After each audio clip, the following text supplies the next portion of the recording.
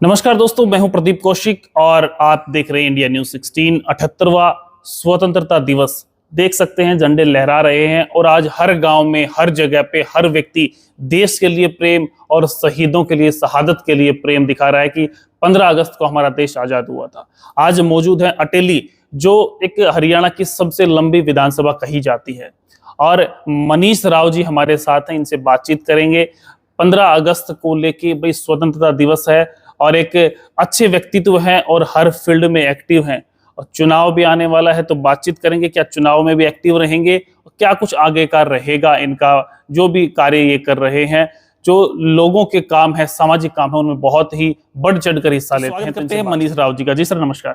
प्रदीप जी नमस्कार। सबसे पहले तो आपको स्वतंत्रता दिवस की ढेर सारी शुभकामनाएं। बहुत बहुत धन्यवाद सर। चैनल से प्रदेशवासियों को भी ढेर सारी शुभकामनाएं स्वतंत्रता दिवस की। सर, जिस प्रकार से 15 अगस्त आता है, शहीदों का नाम आता है, तिरंगे झंडे का नाम आता है, अलग से ही एक जोश आ जाता है युवाओं में भी, हर व्यक्ति में भी। तो इसको लेके क्या कहेंगे देशवासियों को? प्रदीप जी, मैं तो ये बताना चाहूंगा कि जैसे ही आदमी फ्लैग देखता है ना जी, वो जोश और जुनून अलग से ही दिखाई देता है। और 15 अगस्त 1947 का वो दिमाग में वो बात आती है कि यार हमारा देश जिस दिन आजाद हुआ होगा, उसको सोच के ना लोग कितने उत्साहित होंगे। और मैं आज न्यूज़पेपर पढ़ रहा था जी, कि किस तरीके से लोग सड़कों पर आ गए थे और खुशियां थी उनके चेहरों पर, और जितना जोश और जुनून उनके अंदर देखने को मिल रहा था वो अलग से देखने को मिल रहा था। मतलब समर्पण की भावना आ जाती है तिरंगे झंडे को देखते ही। कितने लोगों ने शहादत दी, बहुत बहुत शहादत दी, और हम आज उनकी शहादत को भी सलाम करते हैं। सर। जिस प्रकार से पिछली बार जब चुनाव हुआ था, आप क्योंकि चुनाव का समय नजदीक है, पिछली बार जब चुनाव हुआ भाजपा की टिकट के लिए आपका नाम जो था आगे तक पहुंचा था, लोगों में बातें चल रही थी कि मनीष राव जी को टिकट मिलेगी, तो वो उस समय तो नहीं हो पाया, किस कारण ये तो पता नहीं, लेकिन क्या अब की बार आप चुनाव लड़ेंगे? किस प्रकार से क्या कुछ रहने वाला है? देखिए, मैं लगातार पिछले 7-8 सालों से जी। पार्टी के साथ काम कर रहा हूँ और अच्छे से काम कर रहा हूँ। पूरा इलाका जानता है जी, और मैं प्रदीप जी आपको बताना चाहूंगा कि पिछले 25 सालों से हम लोग इसी फील्ड में काम कर रहे हैं। जी। सेवा भाव में ही काम कर रहे हैं। आदमी एजुकेशन में है तो वो भी एक सेवा भाव शिक्षा है तो सेवा सबसे बड़ी सेवा है। सबसे बड़ी सेवा है। और पॉलिटिक्स में भी मैं पिछले 6-7 सालों से बीजेपी पार्टी के साथ लगा हुआ हूँ। पिछली बार काफी प्रयास किया था, लेकिन पार्टी ने एक अच्छा डिसीजन लिया जी, और हम पार्टी के डिसीजन से खुश भी हुए, ऐसा कुछ भी नहीं था। और लगातार मैं पार्टी के साथ बना भी हुआ हूँ, और इस बार दोबारा से मैं चाह रहा हूँ कि भाई पार्टी इस लेवल पे हमारे बारे में सोचे और फिर एक बार अटेली के बारे में अच्छा सा हम लोग करने की कोशिश करें। तो अगर पार्टी टिकट देती है तो मनीष राव जी चुनाव लड़ेंगे? हाँ बिल्कुल, देखो मैं पार्टी का सच्चा सिपाही हूँ। पार्टी जो भी डिसीजन लेगी वो मेरे लिए मान्य होगा, और पार्टी ये चाहती है कि भाई मनीष इलेक्शन लड़े तो मैं इलेक्शन लड़ने के लिए तैयार हूँ। वैसे तो हर व्यक्ति आपको जानता है क्योंकि आप हर क्षेत्र में आगे रहते हैं। पिछले 7-8 साल में क्या क्या ऐसे कार्य रहे बीजेपी पार्टी को लेकर जो आप लोगों को बताना चाहते हैं?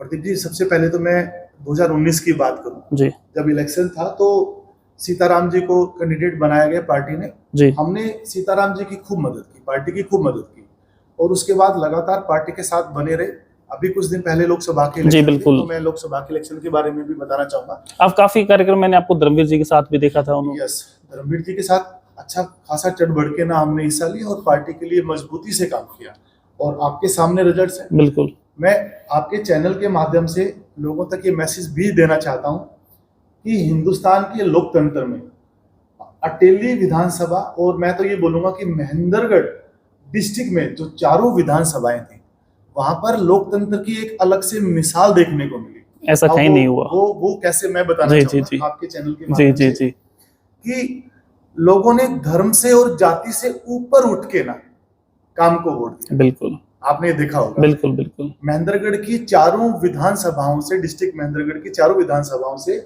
हम लोग जीत के आए, हमारी पार्टी जीत के आई। तो ऐसा शायद और शायद पूरे हिंदुस्तान में कहीं देखने को एक मिसाल पेश एक करते मिसाल कायम की।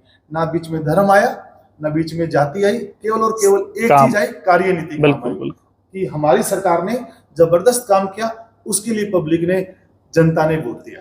अभी हाल ही में यहाँ पे सीएम साहब की रैली भी हुई थी, उससे पहले पीएम साहब की हुई थी, उसमें भी आप काफी एक्टिव नजर आ रहे थे। देखिए, जो माननीय मोदी जी की सोच है कि भाई विकसित भारत, जब जब पार्टी ने जो जो संकल्प लिया है उसको सिद्धि तक पहुंचाया है। जी, आप देखिएगा, पहले जो जो धारा 370 थी, बिल्कुल, बिल्कुल। उसके बारे में 1951 सिर्फ सोचा जा रहा था। 1951 में जी, सोचा जी, जी। गया और उसको 2019 में 370 धारा को हटाया गया जी, कि भाई हमें एक ही विधान चाहिए, एक ही संविधान चाहिए और एक ही निशान चाहिए। बिल्कुल बिल्कुल। वो आपके सामने है और पार्टी ने अब ये सोचा है, संकल्प लिया है कि हम अपने हिंदुस्तान को दोबारा से सोने की चिड़िया बनाना चाहते हैं। आप सोचिए बिल्कुल कि विकसित भारत का जो संकल्प लिया गया है कि आने वाले समय में हम तीसरी अर्थव्यवस्था में होंगे और आप देखते ही देखते पाओगे कि जो अमृत काल हमारा जो चला हुआ है उसमें हो सकता है हम तीसरे से नंबर 1 पोजीशन के ऊपर भी पहुंचे। आज का न्यूज़पेपर पढ़ रहा था तो उसमें दिखा रखा था कि पहले हिंदुस्तान किस तरीके से सोने की चिड़िया था। हम बहुत सालों तक बहुत आगे रहे, अर्थव्यवस्था के मामले में बहुत आगे रहे। उसके बाद अंग्रेज लोग आए, सब लोग लूट के चले गए, लेकिन दोबारा से हमारे पूर्वजों ने और आज जो सरकार की जो नीतियां बन रही हैं उसके ऊपर माननीय मोदी जी काम कर रहे हैं और सारे लोग काम कर रहे हैं उनको देख के ना, तो मैं देख पा रहा हूं कि दोबारा से हम अपने हिंदुस्तान को सोने की चिड़िया शायद और शायद वहां तक लेके जा पाएंगे। वाह जी वाह। सर एक बड़ा सवाल है कि यहाँ से अभी अगर बीजेपी नेताओं की बात करें या दावेदारों की बात करें, हालिया विधायक है वो भी तैयारी कर रहे हैं, इससे पहले जो मैडम विधायक रही संतोष यादव जी वो भी तैयारी कर रही है और फिर आपका भी नंबर यहीं पे है, तो कितनी मजबूत दावेदारी मानते हैं कि भाई हालिया विधायक भी तैयारी कर रहा है, पहले वाला विधायक भी, फिर मनीष राव जी कहाँ स्टैंड करते हैं? प्रदीप जी, लोकतंत्र की यही तो खूबसूरती है जी कि सबको हक है, सबको अपना आने का हक है कि भाई मैं भी इलेक्शन लड़ूं, मैं भी अपने देश के लिए काम करूं। वो फिर पार्टी को सोचना है कि पार्टी को सोचना है कि भाई हाँ ठीक है भाई इस आदमी को भी एक बार हमें मौका देना चाहिए जिससे कि अपने इलाके को ये आगे लेके जा पाए। और आप देख पा रहे होंगे कि जिस तरीके से हिंदुस्तान में एजुकेशन में महेंद्रगढ़ जिला नंबर 1 पोजीशन के ऊपर पहुंचा। बिल्कुल। तो मैं तो आपके चैनल के माध्यम से अपने दर्शकों को भी ये बताना चाहूंगा कि हमारी कोशिश यही रहेगी कि विकसित भारत और विकसित अटेली, जिस तरीके से एजुकेशन में नंबर 1 हिंदुस्तान में महेंद्रगढ़ जिला बना, उसी तरीके से हम ये चाहेंगे कि अटेली को भी, अटेली विधानसभा को भी हम नंबर 1 पोजीशन के पूरे देश में नाम अटेली का जाए। यहाँ के बच्चे दूर, अटेली का नाम तो आपने किया ही है, यहाँ एक बच्ची जो थी एम्स वो नीट में टॉपर रही है, वो पढ़ाई का एक प्लेटफॉर्म था। अब हम विकसित अटेली का संकल्प लेके चल रहे हैं। तो अभी जो जनता आपको देख रही है, पूरी अटेली विधानसभा के लोग आपको देख रही है, क्या कहना चाहते हैं? टिकट आपको मिलती है, मेन मुद्दे क्या रहेंगे तो जो बहुत बड़े लेवल पे हो, जो हर व्यक्ति तक वो काम पहुंच सके? देखिए, माननीय मोदी जी ने, हमारे प्रधानमंत्री जी ने जो संकल्प लिया है कि भाई हमें विकसित भारत बनाना है जी, तो विकसित भारत में सब कुछ आ जाता है। जब भारत विकसित होगा तो मेरे हिसाब से जो नायब सैनी जी, हमारे मुख्यमंत्री जी जो काम कर रहे हैं, आपने देखा होगा कि अभी 1,20,000 लोगों को उन्होंने पक्का किया है। मतलब पक्का इन द सेंस कि वो लास्ट तक, जब तक रिटायरमेंट उनकी नहीं होगी तब तक वो काम करेंगे, उनको वो सारी सुविधाएं भी मिलेंगी।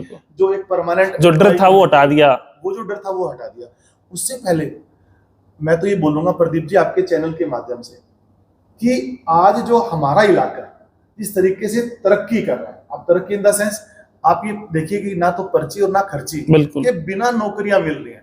वहां पर ना कोई गरीबी आ रही है, ना कोई अमीरी आड़े आ रही है, सिर्फ आदमी पढ़ाई काम, जो बच्चा मेहनत कर रहा है वो आदमी सफल हो रहा है। बहुत अच्छी चीज है ये, क्योंकि जो आदमी डिजर्व करता है उसी को वो नौकरी मिलनी चाहिए और वो मिल भी रही है। आप बिल्कुल मिल रही है। जिस तरीके से सड़कों का जाल बिछा है, 152 डी आपके सामने है, बड़ी मिसाल पेश की है। सारी चीजें ये दर्शाती है कि आने वाला समय हिंदुस्तान का है और हम तो ये चाहेंगे कि हिंदुस्तान में भी महेंद्रगढ़ जिला और महेंद्रगढ़ जिले में भी विकसित अटेली। वाह जी। सर एक आखिरी सवाल है कि जिस प्रकार से लास्ट टाइम भी आप टिकट की दौड़ में थे, अब की बार भी दौड़ में हैं, बहुत से लोग क्या करते हैं, दौड़ में रहते हैं, टिकट नहीं मिलती है तो निर्दलीय या किसी और पार्टी से, तो क्या ऐसा भी हो सकता है? मैं मोदी जी की नीतियों का स्वागत करता हूँ और उनकी नीतियों से मैं प्रसन्न भी जी, कि उनकी जो नीतियां हैं उससे मैं प्रभावशाली है वो उससे मैं ये देख पा रहा हूँ कि आने वाला समय हिंदुस्तान का है,